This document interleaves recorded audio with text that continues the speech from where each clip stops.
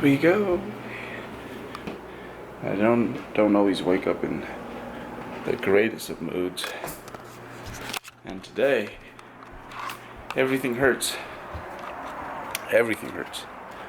I took a day off yesterday, and usually that kind of helps get things back in motion, but that's not the case today. We have these all over the place. They're little libraries with free books. Take a book, return a book. CDs too. I will say, no, I thought that was something else. What? Usually the selection is, I just feel like the really good books people don't want to put out there. Alright. Buenos días, muchachos y muchachas. Estoy aquí con mi amiga Liana Carr. Estamos caminando por las calles peligrosas aquí in Fort Collins, Colorado. Colorado, not Colorado. Did you know that name's in Spanish? Yeah. It means red. Okay. Yeah. Which you can. Doesn't. It does. Colorado? Means red. Yeah. No, it Are you telling me? Okay. doesn't. Is it really? Research that on your own time. What? What? Nope, that's what it means. Rojo. Rojo. It's a hue of red. Okay. Okay. So we're doing cardio. It's actually her cardio. I'm tagging along because I am a good person. You are a good person. And often what we do is we'll sit here and we'll ponder and we'll think about things. A lot of them are absolutely ideas that are totally disposable and thoughts that... No. Yeah, a lot of them are. You've got some good ideas. But there's also other things that are perhaps, I don't know, worth sharing. And once we roll into one of those subjects, I'll bring you guys out and you guys can hang out with us. It's like that 70s show minus the marijuana. Except there's plenty of it here. We're in Colorado. Mm-hmm. So one thing that's actually been going through my mind quite a bit is just how ready I am to empty the tank next year. Meaning fully commit to my contest prep and like really just drill my posing, be just 100% bodybuilder for a few months, and I think really just go out there with intentions to win. I think I've done this long enough, and I think I've earned the right to, I guess, because I really do this for me. Like, first and foremost, this makes me super happy, and I can't see my life without it. But at the same time, it's like, dude, you're so close. You might as well, relatively close, closer than I think, closer than it's a privilege to be just that close. So I think what I'm going to do next year is just really, really focus on everything, making sure I do everything as best as I can, and just fully commit. And like, I think if I lose a show, I will be very disappointed, like very disappointed. And that's where I want to be. I want to be that invested into that.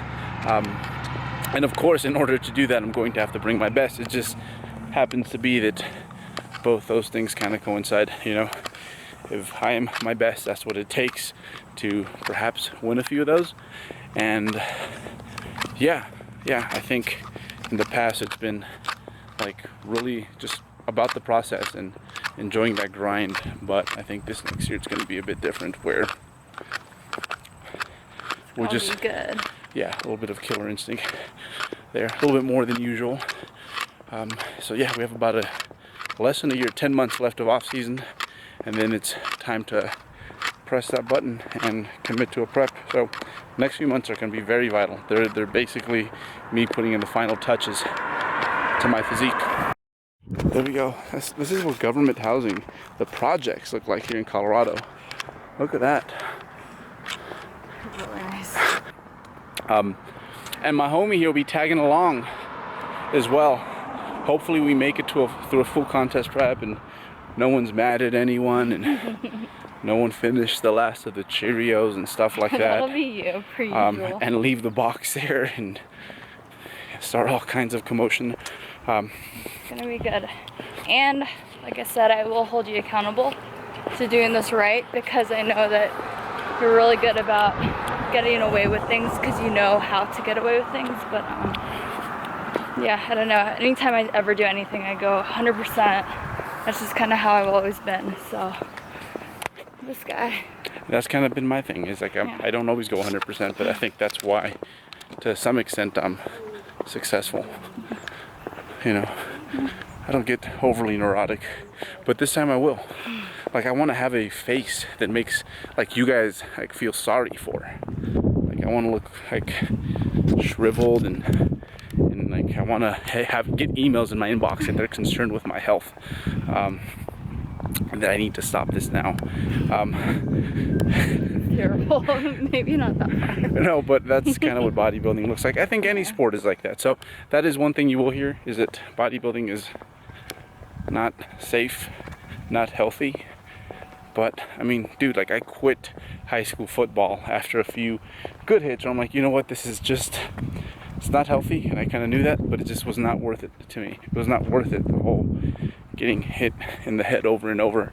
But with this, it's like, hey, I can drop my body fat to an extremely low level for a few weeks and lift weights and train hard in a underfed state. I kind of enjoy that. I mean, I enjoy how life slows down, doesn't it? It does. Life slows down. I think everyone kind of has something like that, though. You just have to pick your vice. Yeah, I mean, you appreciate the trip, right? Yeah. What is going on? Why is it zooming in? No. There we go. Perfect. Yeah, no, it's contest prep is one of those things where not until you do it are you, dude, if it's for you, it's for you. Definitely. And I mean, yeah, it's just you learn so much about yourself in a relatively short amount of time, if you do it right. And no matter how bad it sucks at times, you just always keep coming back. yeah, and you miss those sucky points, don't you? Yeah. So that's the plan. And I'm already kind of romanticizing it just a little bit. We both are. And this is the first time I'm gonna prep with an in-house prepper. Dude, and she got game though. If you don't know, she got game. I'll show you guys a picture at some point. She's got like the delts and the quads in the house. So that'll be exciting, and I think just being able to say that, hey, dude, if you give it your best and get things out of yourself that you didn't know you had, you can potentially do something really special.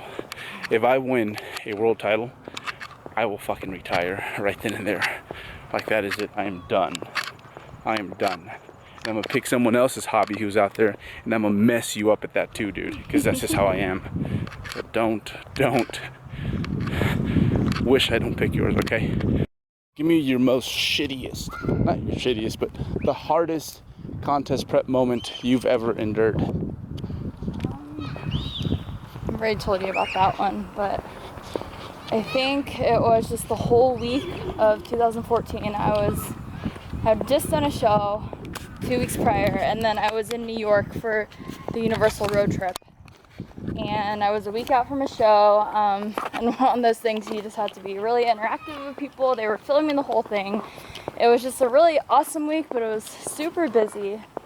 And then you kind of just know how you feel a week out from a show. So it was one of those things that it was a good experience, but I just did not want to be there in New York in the cold. Trying to think of a specific moment. Well, they were eating and we went tasting to, the whole city. Like every single like really awesome place, like restaurant that New York has to offer, we like made it a priority to go by all those places. And I'm with, you know, Antoine and just Nat and big bodybuilders the entire time. We're just like, not bigger than me. yeah, no. No one's bigger than me. No one's bigger than you. Okay, good. Let's just get that out the way. I'm the biggest man ever. You're the biggest man I've ever met. Thank you. But yeah, so they're all eating, and it was fine. Like I was totally fine on my diet, but still, you know, watching people eat cheesecake and all that, all the crazy stuff they ate, it was just definitely a little challenging. But it was okay. I survived. You survived. Remember, you had that big typewriter looking like scale that you brought everywhere. Oh, yeah. Dude. Because I didn't know that they invented the small scales, so my scale was like this big, and It looked like those ones that like you use for chemistry. Yeah.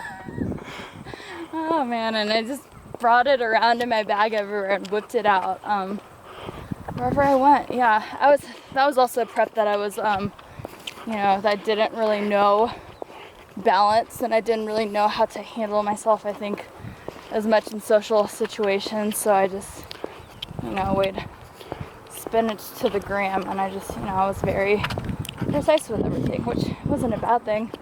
I looked good that prep, but I think I overemphasized a lot of the small details that probably didn't need as much stress or attention around it. So. Well, when in doubt, that's what you kind of do. Like you just kind of go when you don't know where to like blend in. Yeah. Like being, I guess, that overly used word balance, and then being hardcore, which is another overly used word. You just kind of say, I'm gonna go with the one that's most likely gonna pay off more in a week. Yeah, definitely. I don't know, I kind of like traveling though when I'm prepping. Everyone says like, oh, it's so impossible. Like I don't know how I'm gonna Dude, that kills stay on my macros That kills or us. stay on my diet while I'm traveling. And I'm like, it's actually really easy to do so. Dude. There are gas stations everywhere. We'll hit a grocery store, pick up some Greek yogurt, a banana. Yeah. Okay, now I can live for another 4 hours. Exactly, and you're so busy. I mean, usually when we travel, we're just so busy with events and going here, going there, that I just don't even really think about food. Traveling is hard on the weekends when you're home with your fridge filled with food. Yeah. And the cupboards are talking to you. Exactly. Not when you're, I don't get that. And that's the unflexible dieter, in my opinion. And I remember like watching your videos when you were out there, and it's funny because when you've contest prepped, I mean you've actually contest prepped, not like I contest prepped and I cheated half the time and didn't grind. This don't apply to you, dude, or dudette. I was like, shoot, that kind of sucks. Yeah. Like I can just see it in your tone, and you have this face. It's like a zombie. Well, and road ends. We're gonna have to go this way. Back up. There's another road over there that gets us out. Yeah, and I could see it in your face. I know your face when you've just had it. Like I know what it looks like. And at that point you had just had it. Like you had just checked out and you had been going through all the motions. That sucked. Talk about timing, right? That's terrible. But like I think the main point I want to address here with your story is just the fact that I am the biggest man you've ever seen in your life. You are the biggest. I am the biggest man. You've heard it here. By far. No one's bigger than me. No one. Yeah. I hear it all the time. When I'm in line at the grocery store, like little girls will be like, mommy. Oh my gosh. He's the biggest man I've ever seen. He's so big. Quiet. And then like mom smacks him. So big. I'm an oddity, I know. 175 pounds of testicular fortitude coming at you at 20 miles per hour. Are you ready for that? Don't think so, son. All right, so your hardest contest prep or moment, whatever that was. Ooh, I think it was actually two. Okay. Oh, actually, this is perfect. The timing is quite immaculate. Okay. So firstly, it was when I won my WNBF Pro card, and I won that. I think it was the second week of July. First week of August was supposed to be my pro debut. I was done at that point. Like I was like, there was a very slim shot of me getting my pro card at what is like now the Muscle Mayhem, and I got it. So I got the pro card, and I'm like, shoot, now I have to hold this for 3 more weeks. Travel, and I had been dieting since January, and I dieted the year before. So to me, I was like, I am just like cooked. I'm done. And I remember I went on like a 4-day hiatus where I just ate like a dummy. Not necessarily horrible. I think most people that would see that, it's like not really, but I didn't track a thing. Didn't track a thing. Sometimes that meant under eating, sometimes that meant overeating, but sometimes, and most of the time, that meant like 80 grams of protein a day or something. Yeah. So I was just done. And I remember just like, just kind of pissing and moping about that, having to hold it for another few months. And then what ended up happening, quite tragically, is that the Tuesday before my pro debut, my best friend and training partner passed away, and that was a Tuesday before my pro debut, and that just completely changed my perspective on what heart is, and what honestly matters most, and how privileged you are to be alive and be able to take up these things. It can suck sometimes.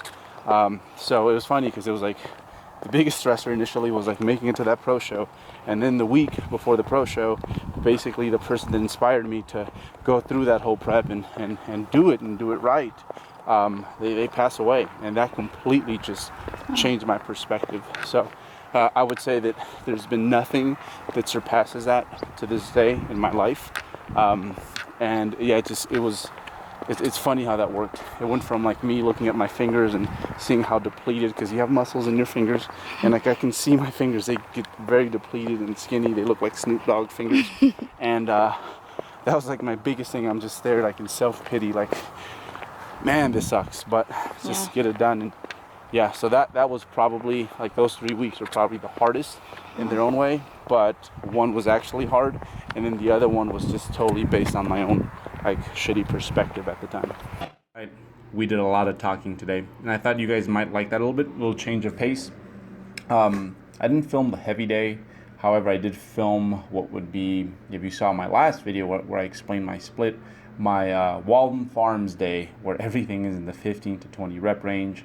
Typically, a lot of the movements that you will see here are, I guess you could say, like isolation machine peak contraction type movements. And again, it's almost like, I would say it's a little bit more than active recovery for sure. It's a nice day to kind of take the heavy loading off the joints, and just focus on getting a good pump, bro. It's a lot more relaxed of a day where, you know, everything I know that I have written up I will hit, and this is basically what it looks like. So I won't talk too much over this footage, as it's just basically a filler to explain to you guys the reasoning behind the intro.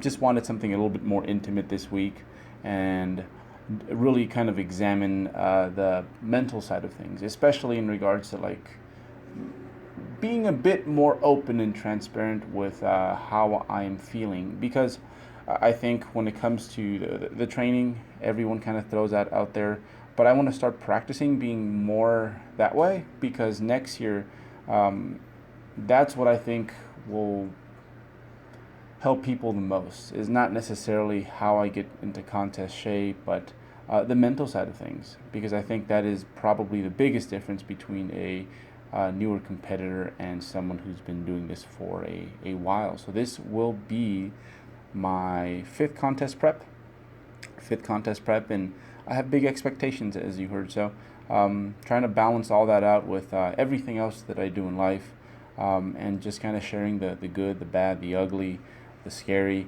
all those things that happen during a contest prep diet. And the lack of food makes it just a little bit more interesting. We'll get a little bit more into the training footage next week, and I'll explain to you guys some of my cues and my reasoning for doing certain things. But this week it was more so just about letting you guys know that, man, I'm excited. I'm amped to compete next year. Definitely excited. I mean, for this last leg of the contest season, because this is the last bit of improvements I get to make. However, I'm just hungry to get it rolling again, and I hope everything goes according to plan.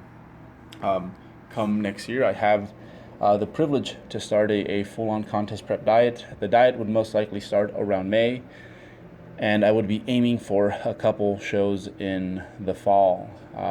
In regards to my current body comp, I'm about 175. A contest weight is going to be just a smidge below 160 if I want to look right. So I'm about 15 over. I don't want to start my contest prep diet any heavier than, say, 180. And this is definitely a happy place for my body to be in regards to just everything. I like the way I look, I like the way I feel, the way I recover, all those things. I'll leave it here, guys. Hopefully you enjoyed it, and if there's any feedback you guys would like to share in regards to maybe you didn't like this, maybe you did, or maybe you'd like to see more of, more of this, less of that. Was it too much talking? All that stuff. Definitely let me know. Will not be offended. I just really want to make this my own contest prep a valuable resource for all of you guys out there. So that is it. I'll leave it there. I gotta go eat some protein or something and do bodybuilder things. All right.